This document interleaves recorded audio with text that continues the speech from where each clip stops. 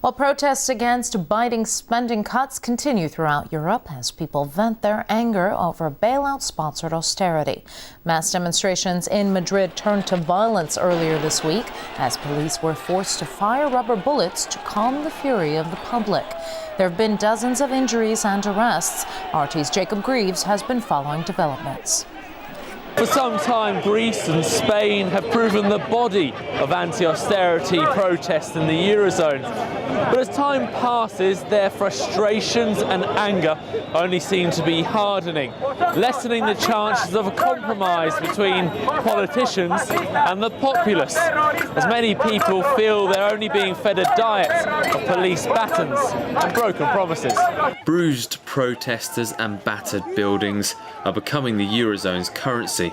From Athens to Madrid, capitals this week have been braced for an onslaught of the angry and indignant. We want to ask to get out all the politicians on the Congress here. Austerity measures don't benefit us. They just benefit a very few people on the European Union, on the banks. These are attitudes of betrayal, first fostered in Greece.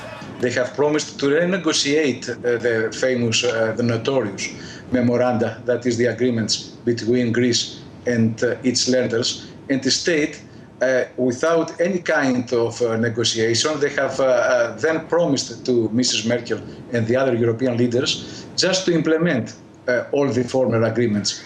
Whilst Athens saw firebombs, mass Spaniards claim they were victims of police brutality.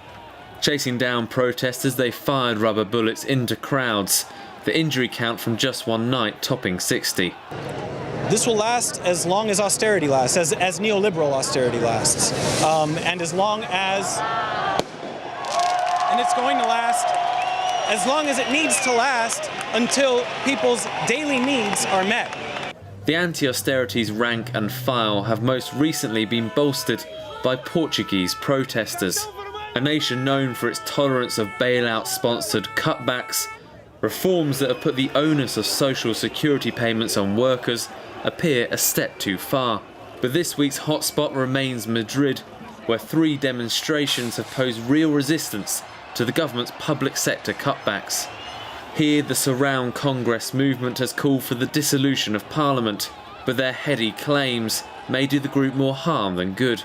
Catalonian separatism, with the potential for Spain to lose 20% of its current output, will likely be causing the government yet more sleepless nights. But Prime Minister Rajoy's new budget shows no concessions to anti-austerity protesters, with 40 billion euros of fresh cuts. Economists and activists alike have labelled the move as pandering to EU, Eurozone and IMF demands, adding fuel to the fire as people populated central Madrid on Saturday to hurl accusations at police and the politicians they shield. Jacob Greaves, RT, Madrid.